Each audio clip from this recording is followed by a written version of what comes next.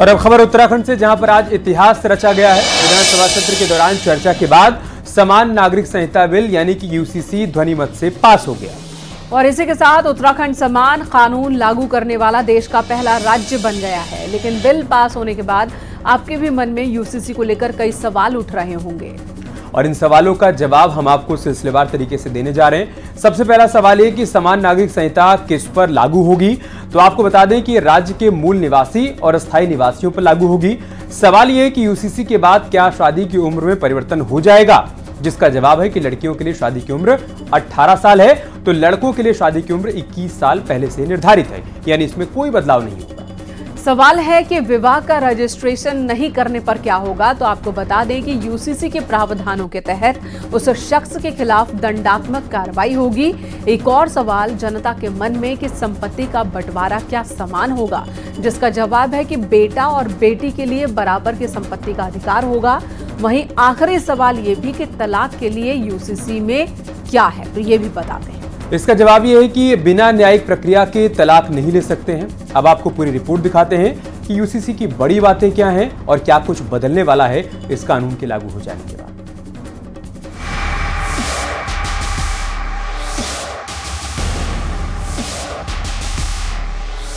एक देश एक कानून की जो बात बीजेपी सालों साल से कहती रही है, उसे लेकर पहला कदम उत्तराखंड में उठाया गया है और यूनिफॉर्म सिविल कोड को कानून बनाने का रास्ता साफ हो गया है।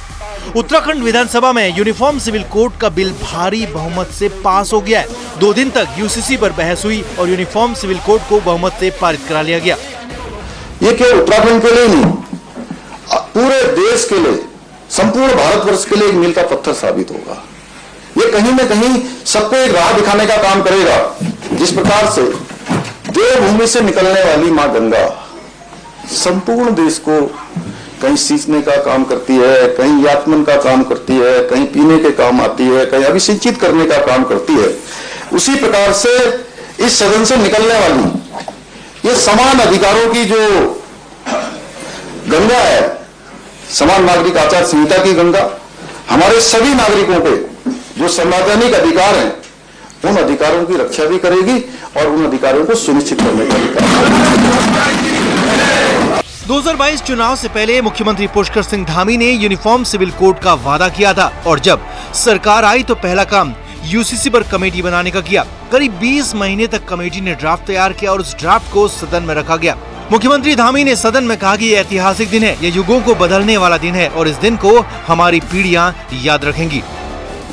और ये अभी तो शुरुआत हो रही है, एक काम कोई समाप्त नहीं होने जा रहा है।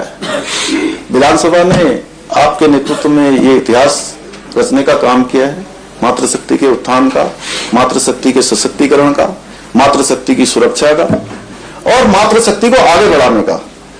तो ये कोई आज ही समाप्त नहीं हो जाने वाला है।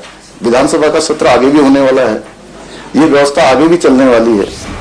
सत्ता पक्ष की तरफ से यूनिफॉर्म सिविल कोड को क्रांतिकारी कदम बताया गया। सत्ताधारी विधायकों ने एक सुर में मुख्यमंत्री पुष्कर सिंह धामी को इसके लिए धन्यवाद दिया और प्रदेश की जनता की तरफ से भी आभार जताया।